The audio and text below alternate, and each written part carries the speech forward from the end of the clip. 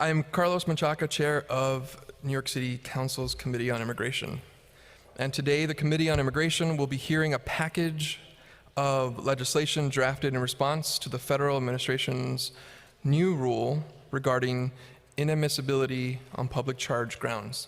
Some version of a public charge rule has been in the news for more than 18 months. At the City Council, we have been taking this extremely serious. The threat of an expanded public charge rule is serious. Analyzing the leaked drafts and official proposed rule when they were made public, holding a public hearing in November 2018 on the potential impact such a rule would have on New Yorkers is grave, and submitting a strongly worded public comment opposing the rule. On August 12, 2019, the federal administration released a final version of the public charge rule titled Inadmissibility on the Public Charge Grounds. The new rule expands the definition of public charge and public benefits, thereby altering the standard used by the Department of Homeland Security to determine if an individual is likely to become a public charge at any time in the future. As of now, the rule will go into effect on October 15, 2019. A public charge, as defined by this new rule, is an individual who is or is likely to become dependent on public benefits. A public charge determination occurs when an individual is either applying for a visa to enter the U.S., extending an existing visa, or applying for legal permanent residence, a green card, for the first time. And I want to be clear here that public charge did and will not apply to U.S. citizens, to current green card holders, to asylees, to refugees, to U and T visa holders, special immigrant youth, applicants under the Violence Against Women Act, or Afghans and Iraqis on special immigrant visas. It is such a complex and confusing rule. It is extremely important that you seek legal counsel to determine if it affects you or your family before making any decisions about public benefits. If you or someone you know has any questions about whether the rule applies to them, please seek out expert legal advice immediately. The council, the mayor's office, and our community partners are committed to ensuring that no New Yorker feels pressured to disenroll from critical benefits without first speaking with a trusted lawyer. You can call the New Americans hotline at 1-800-566-7636 or Action NYC at 1-800-354-0365 right now to speak to someone about public charge, and I urge you to call. Clearly, this rule is designed to ensure that as many individuals as possible disenroll from life-saving and family-sustaining government benefits. As council members of the City of New York, it is our responsibility to protect the rights and welfare of all our residents. And our city is home to 3.2 million immigrants, making up nearly 37% of the city's population. Immigrants also comprise nearly half the city's workforce and own approximately 42% of the city's businesses. And that is why I'm pleased to announce that we are hearing a package of 4 bills and 1 resolution regarding public charge today. This legislative package strengthens a social services network that has become a national model for how to care for and empower everyone. Our responsibility as elected officials and members of the City Council is to do everything that we can to protect people who live and work in New York City. The pre-considered intro, sponsored by myself, would require the Mayor's Office of Immigrant Affairs to conduct training on the provisions included in the new public charge rule to employees in the Department of Social Services, Human Resources Administration, the Department of Homeless Services, the Department of Housing Preservation and Development, and the New York City Housing Authority. This bill would take effect immediately after it became law and deemed repealed 2 years after it became law. Pre-considered intro, sponsored by Councilmember Moya, would require the Department of Social Services to distribute information by mail, telephone, or email regarding all city-funded emergency food programs. The next pre-considered intro, sponsored by Councilmember Rivera, would require the Mayor's Office of Immigrant Affairs to create written and electronic materials on the public charge rule, and the Department of Education would be required to distribute these materials to every student in every DOE school. The next pre-considered intro, sponsored by Councilmember Cabrera, would require the Department of Social Services and the Human Resources Administration to designate a unit with a dedicated phone number and staff to assist individuals who have evaluated their case with the legal service provider and have elected to modify their benefits. The next pre-considered reso, sponsored by Councilmember Levin, calls on the U.S. Congress to take legislative action to stop the enactment of the new rule entitled Inadmissibility on Public Charge Grounds. We're going to hear from Councilmember Moya, member of the Immigration Committee, and then Councilmember Rivera on their statements. Councilmember Moya. Thank you so much, Chair, for all your hard work and the opportunity to say a few words on such an important issue. As I've always said, I will never begrudge someone who comes here in search of the American dream and works through blood, sweat, and tears to make that a reality. As a son of immigrants, I know this all too well, but this is exactly what this Trump administration is doing to the immigrants that are here in this country now. Their wealth for the public charge will deter immigrants from getting the help that they need. This bill will ensure that those who disenroll from SNAP or whose SNAP benefits are set to lapse will be given information on emergency feeding programs, and it is incumbent upon us as elected officials to take care of our constituents, regardless of their national origin or their economic status. Thank you all, and this hearing is now over. Good morning. And welcome to the meeting of the Subcommittee on Zoning and Franchises. I'm Councilmember Francisco Moya, the chairperson of this subcommittee. And today we are joined by Council Members Grodenchik and Richards. Today we are holding a hearing on LU 507, an application by Sabor Latino for a renewal application request for a 4-year term approval for the continued operation of an unenclosed sidewalk cafe located at 95-35 40th Road in Queens, which includes 18 tables and 36 chairs and is located in my district. I want to now open the public hearing on this application, but I'd like to also enter into record that we have received a letter from the applicant that is outlining certain commitments related to the operation of the cafe in response to community concerns, and we will be moving forward with the vote a little later. Are there any other members of the public who wish to testify on this item?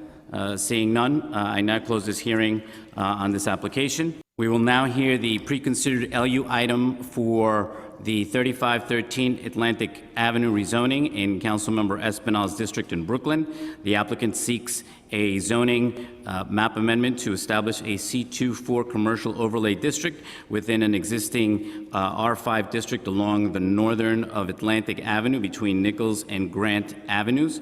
The proposal would facilitate the construction of a new 1-story building with local retail use at 3513 Atlantic Avenue. We will now move to hear LU numbers 508 and 509 for the Kew Gardens Hills rezoning related to property in Councilmember Lanceman's district in Queens. This is a rezoning application by Queens Community Board 8 seeking approval for a zoning map amendment to rezone portions of the existing R2 district to R2X district, as well as a related zoning text amendment to allow such districts to be mapped in Queens Community District 8. There is no specific development associated with this rezoning.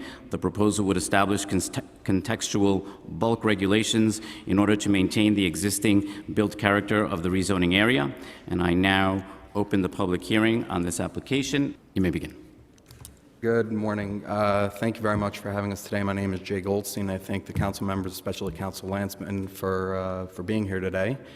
As Council Member Lanceman did mention, this is a community-driven application. I'm here today representing, in an interesting role, the Community Board 8 in Queens, as well as constituents within the neighborhood. Can you just go back and just provide some additional detail regarding the height and yard requirements in an R2X district? Sure. And how it differs from the R2RA district? Sure. So the R2, the major difference that you'll see in practicality is going to be at the rear yard. The rear yard right now is required at 30 feet. This will allow a 20-foot rear yard. That's really the impetus for this. So we had a town hall meeting with city planning where they explained that the current R2, if you play with certain deductions, have a driveway in your first floor, you can really achieve a 1 FAR home as well. However, it's a taller home as opposed to a larger home. In this neighborhood, really the impetus for pushing this forward was to have larger dining rooms, larger kitchens on the first floor, and more bedrooms on a second floor, which this rezoning will allow. The front yard stays the same. The side yards, currently it's required 2 at 13 feet, 1 at 5, 1 at 8 as your minimum. The proposal will be 10 feet, 1 at 2 and 1 at 8. However, given the existing homes, we don't see many reapportionments, so it's going to be hard to really accommodate that since you're going to be required to keep a minimum of 8 feet between the homes anyways.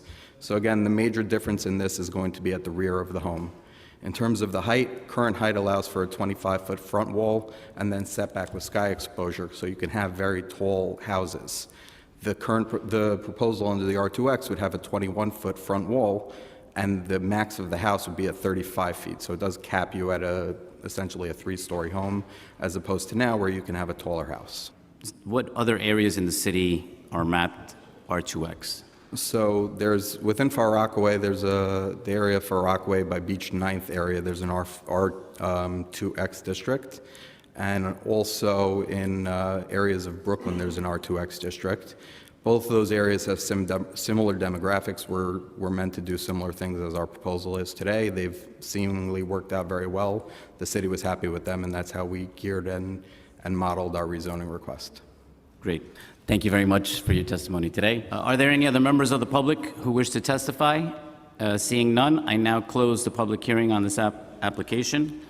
And now we will move to our votes. Today we will vote to approve LU 507, the Sabor Latino Cafe, heard today by the subcommittee.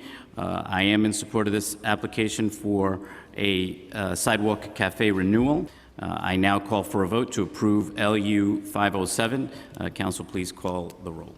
By a vote of 7 in the affirmative, 0 in the negative, and no abstentions, the item is approved and referred to the full Land Use Committee. Thank you. And this concludes today's meeting. Good morning. My name is Rafael Espinal. I am the chair of the Committee on Consumer Affairs and Business Licensing. Thank you for attending today's hearing on Con Edison's outages that affected the city this summer. Today, our 3 committees will be hearing directly from Con Edison on why the city faced so many outages. To begin our hearing, I'd like to hand it over to Speaker Johnson to give the opening remarks. Thank you, Chair Espinal. Thank you to Chairs Brannon and Constantinides and all the members that are here today. And thank you, Con Edison, for joining us. Electricity is a daily necessity that we use to power our transportation, businesses, schools, medical facilities, and nearly every facet of daily life for New York City's 8.6 million people. When the power goes out in New York City, it not only causes severe economic hardship and tens of millions of dollars in losses, it can literally cost lives. And yet, New York City is regularly plagued by power outages, including several that occurred this summer, one of which coincided with a deadly heat wave. A power outage in this city translates to complete and utter chaos. It is unacceptable. It is unacceptable for adults and children alike to be trapped underground in subway cars or elevators in complete darkness. It is unacceptable for the city's multi-billion-dollar economy, one of the largest economies in the world, to ground to a halt because of entirely preventable equipment failures. It is unacceptable for civilians to have to direct traffic because all the lights are out. It is unacceptable for residents and restaurants alike to throw out thousands and thousands of dollars worth of food.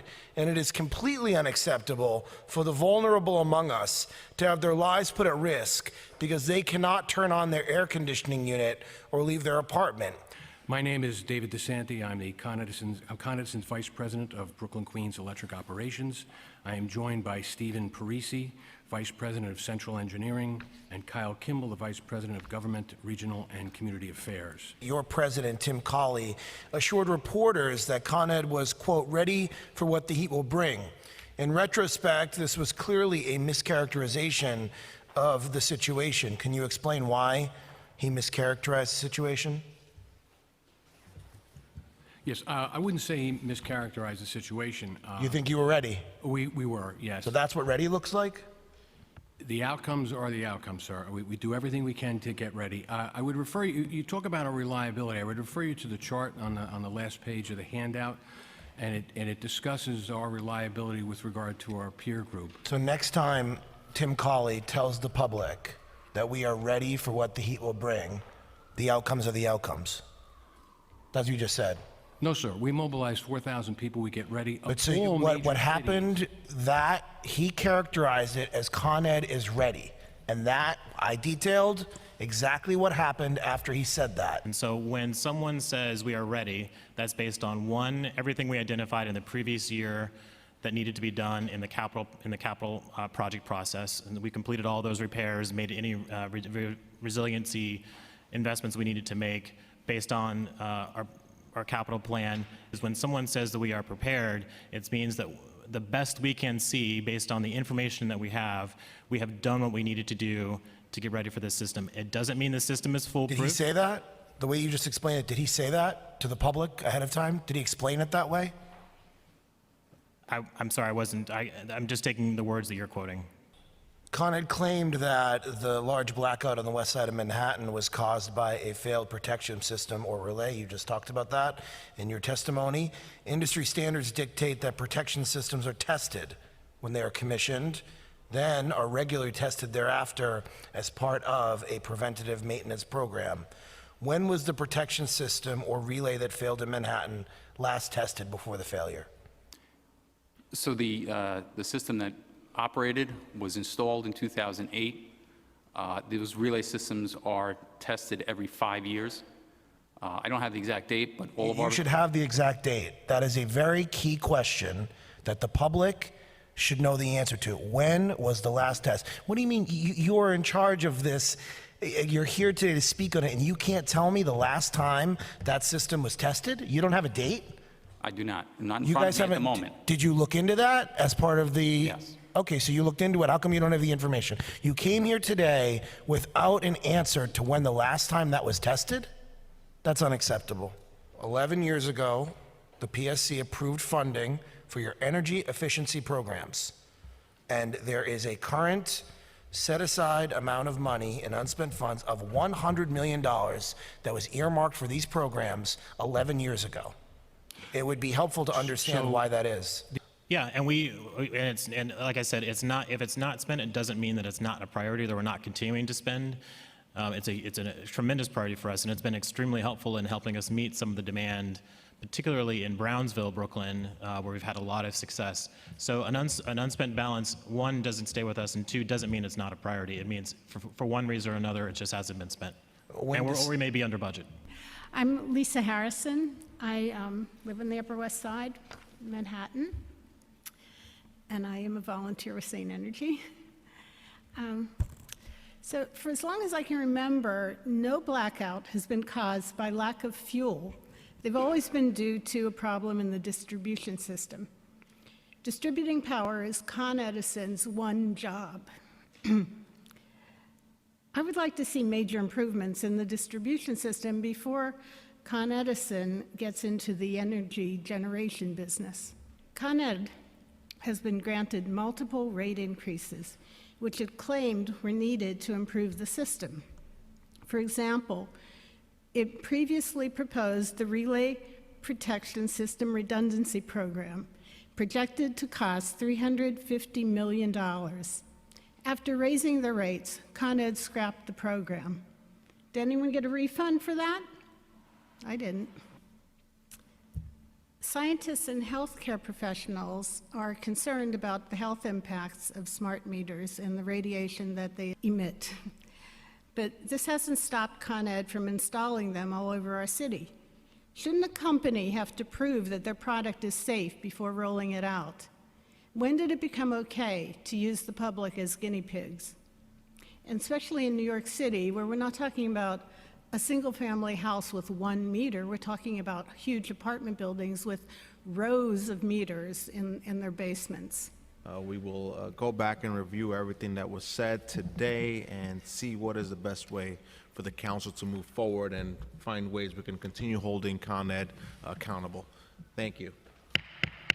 Meeting adjourned. Good morning, everyone, and thank you all for coming to today's joint hearing on the Committee of Public Housing and the Committee on Mental Health, Disabilities, and Addiction. I am Councilmember Alika Ampry Samuel, and I am Chair of the Public Housing Committee, and I am joined by Chair Diana Ayala as well. Last year, as part of the federal government's investigation into NYCHA, the Department of Justice alleged that failing elevators left disabled residents trapped in their homes. Media accounts this summer have underscored these concerns. Recent local news reports describe multiple cases where residents with limited mobility were stuck in their buildings. These stories have brought renewed attention to a long-standing problem. NYCHA has struggled to fulfill its legal obligations to make public housing accessible for residents with disabilities. Accessibility can take many forms. Elevators are, of course, a critical tool in ensuring residents' ability to physically access programs and services, but NYCHA's responsibility go beyond that.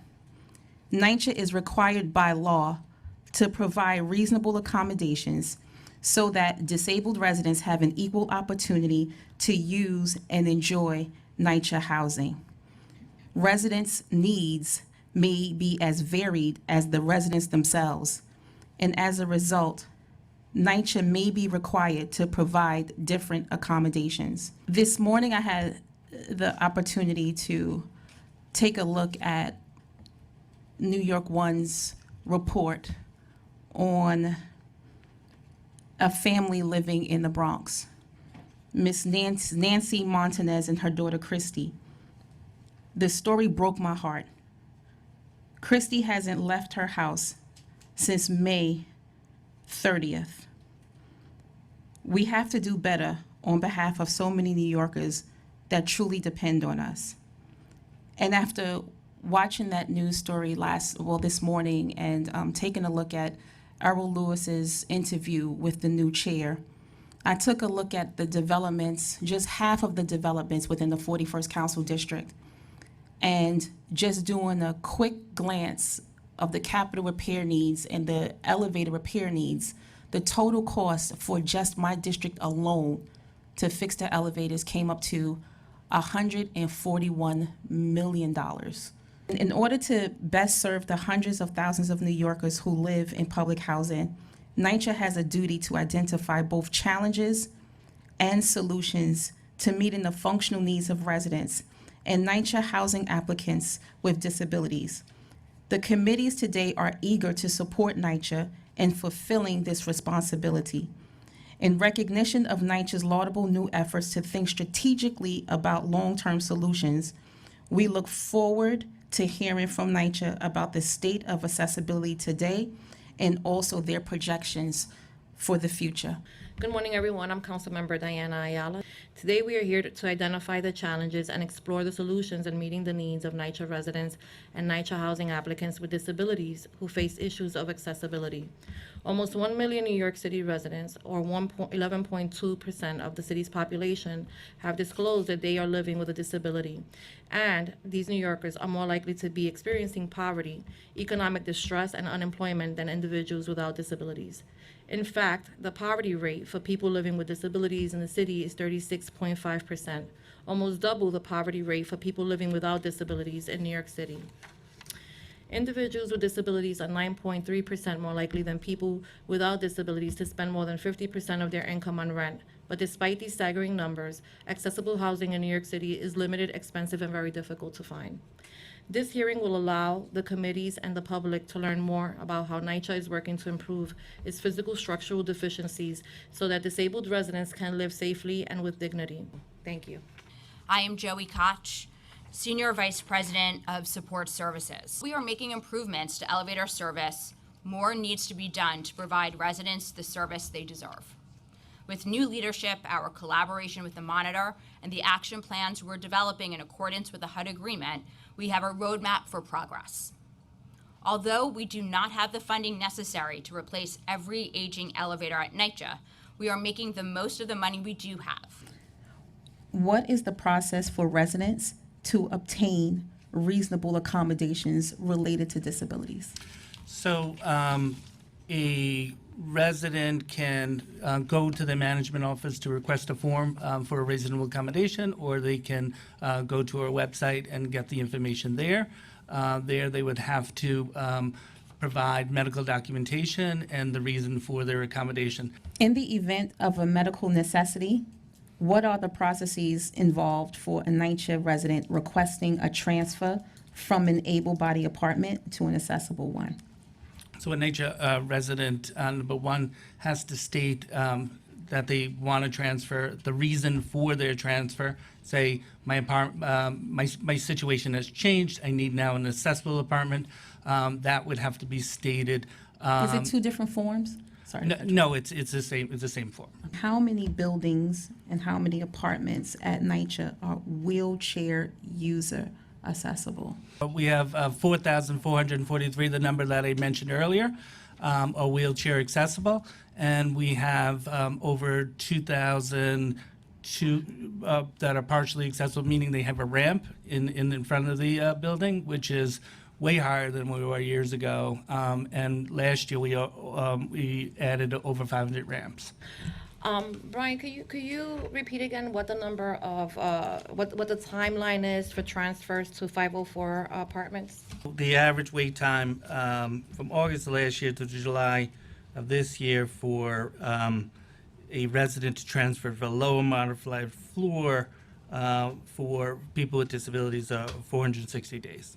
Thank you so much, everyone, for coming out. And so this concludes the Committee on Public Housing and Committee on Mental Health, Disabilities, and Addiction hearing September 4th, Oversight, Accessibility, and Public Housing. Thank you. Good afternoon. Welcome to this meeting of the Subcommittee on Landmarks, Public Siting, and Maritime Uses. I'm Councilmember Adrienne Adams, the chair of this subcommittee. We are holding public hearings on 18 items, including 15 landmark designations, 2 HPD applications, and a school siting on which we also need to vote.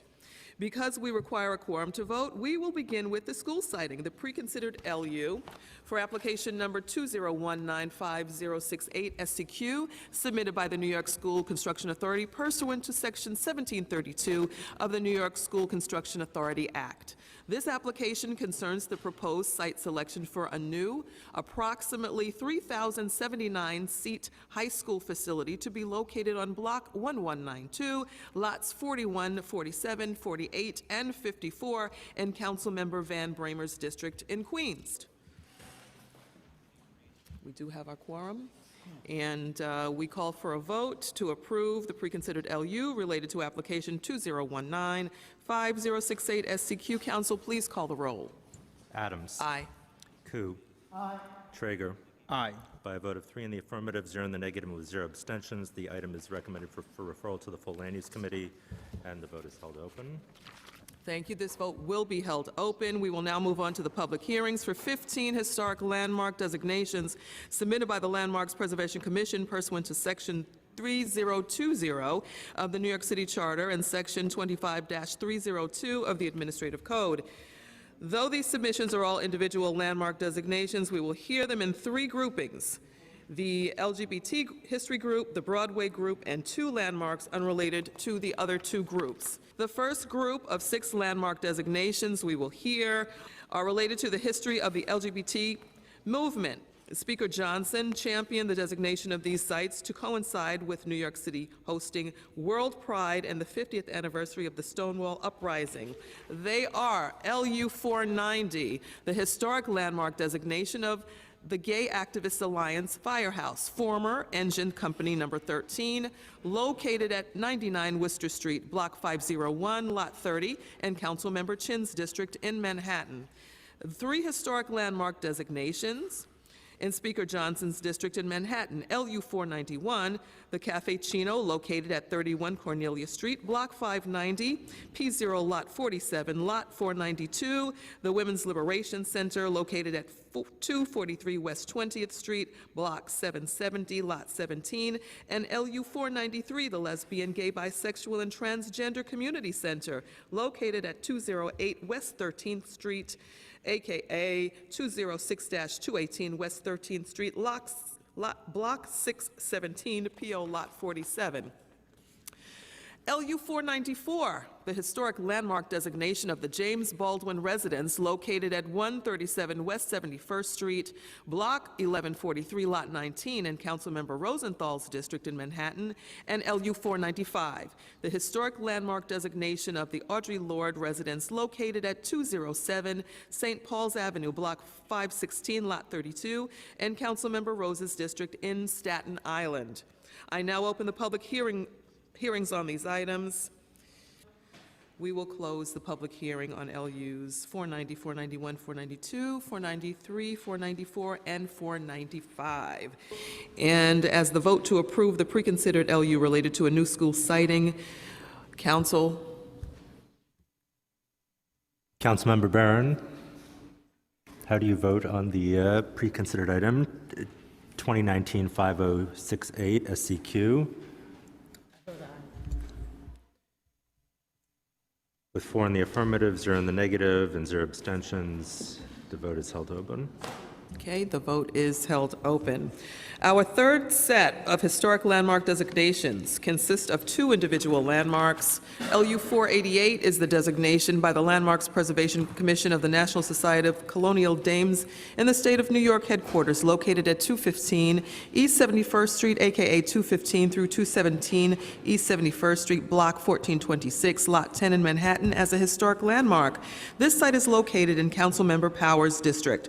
LU 489 is the designation of the First Hungarian Reformed Church, located at 346 East 69th Street, aka 346 through 348 East 69th Street, Block 14243, Lot 37 in Manhattan, as a historic landmark. This designation is in Councilmember Kalos's district. The public hearings on LUs 488 and 489 are now closed. Finally, our last 2 items today are 2 applications submitted by the Department of Housing Preservation and Development. First, we will hear the pre-considered LU relating to Bronx Point, application number N190501HAX, submitted by the Department of Housing Preservation and Development pursuant to Article 16 of the General Municipal Law of New York State, for approval of the designation of an urban development action area for property located at Block 2356, Lots 2 and 72, Block 2539, Lot 1, and part of Lots 2 and 3, and a demapped portion of East 150th Street in the Bronx, and approval of an urban development action area project for such area.